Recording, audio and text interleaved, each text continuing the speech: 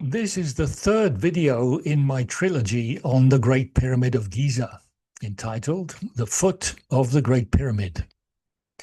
In my two previous videos, which are available on my YouTube channel, I concentrated on looking for proportionality in the layout of the interior and the exterior dimensions. To facilitate this, I use the imperial foot as the unit of measure. In this video, I will explain why I chose that length and elucidate on how it proved to be correct. I don't profess to know who built it, nor how they built it, but from the geometry based on the pyramid foot, it is obvious that whoever built it had a far greater knowledge of science and math than could ever be attributed to Egypt at the time of Pharaoh Khufu, who supposedly built it. This suggests it was built even before the start of the Egyptian dynasty. As such, the Egyptians would have become custodians rather than the builders. A base 12 counting method known as duodecimal was in widespread use in ancient civilizations due to its versatility and practicality.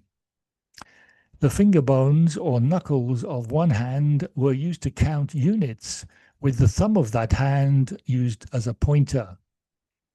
See the hand on the right of the screen.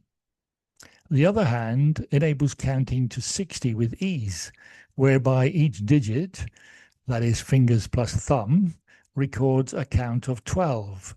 Thus, 5 times 12 equals 60.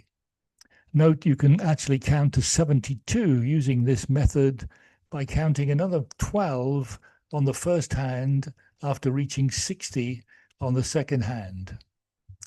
Duodecimal has advantages over decimal in that it has more divisibility, is easily understood even by the menial workers, and overcomes language barriers. It would be most useful for stonemasons, carpenters, and the like. From a practical perspective, I suggest the pyramid architects used multiples of 12 of a base unit, such as a standardized thumb width. In this manner, all of the workers on site could easily approximate to the exacting specifications without necessarily using a measuring rod. The idea of the pyramid inch is not a new one. In the late 19th century, the eminent archaeologist Sir Flinders Petrie set out to carefully measure the Great Pyramid of Giza using imperial inches as the base unit, presumably looking for a match between inches and cubits. Petrie's measurements are well respected among latter-day scholars and have provided valuable data on the internal layout of the pyramid. However, after completing his project, he dismissed the idea of a pyramid inch. I don't know if he tried a pyramid foot, but I am grateful to him for his painstaking measurements. This is a sketch of key measurements taken from my video, Reverse Engineering the Great Pyramid. I divided Petrie's measurements by 12 to get to feet and proceeded from there.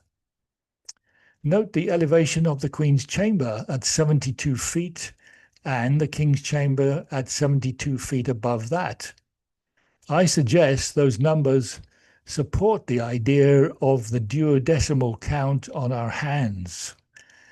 There are many other clues left by the builders to help us find the built-in patterns, many of them explained in my earlier video entitled Pyramids, Patterns and Profits. So starting with a few unmistakable pertinent ratios, I've found more integral numbers that mushroomed into a myriad of interlacing lengths and angles, which I can only describe as fractals, that is, continually recurring self-similar patterns. Even more exciting is that all of these can be put to practical use, such as predicting price movements in the financial markets. Pure genius. From the foregoing, it would seem that the pyramid foot and the imperial foot are very close to being one and the same. This is not an unlikely coincidence. Their choice of a measure approximating to a thumb width is a logical one if the finger knuckles were used to count to 12. As such, the hands facilitate an easy way to measure 72 thumb widths, or what I would call 6 pyramid feet. The draftsman would have used a standardized, precise unit, of course. No doubt they would have called it something other than a pyramid foot. The formal method of counting used by the ancient Egyptians was a base 10 system, and their unit of measure was the cubit or royal cubit. The pyramid cubit measurements do not meld in the same precise manner as with the imperial foot length. This fact leads us further away from the notion that it was the ancient Egyptians who built it.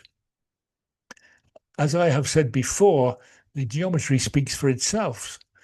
The patterns cannot be ignored. They are precise, synchronized, and too numerous to be dismissed as mere coincidences.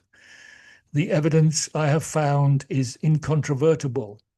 The numbers have morphed from conjecture into empirical values that can be demonstrated and repeated. One purpose of the structure now becomes clear. That enigma is resolved. They left us a template to open our minds to things beyond the normal, something bigger than ourselves. They were masters of engineering with knowledge far in advance of anything attributed to them by our contemporary Egyptologists. It was only after many years of research that I came to realize the significance of these patterns and started to believe in them. Eventually, my perspective became focused on applying the numbers to price movements in the financial markets. Astoundingly, all the markets follow the same patterns. I cannot explain this phenomenon, only be in awe of its esoteric nature.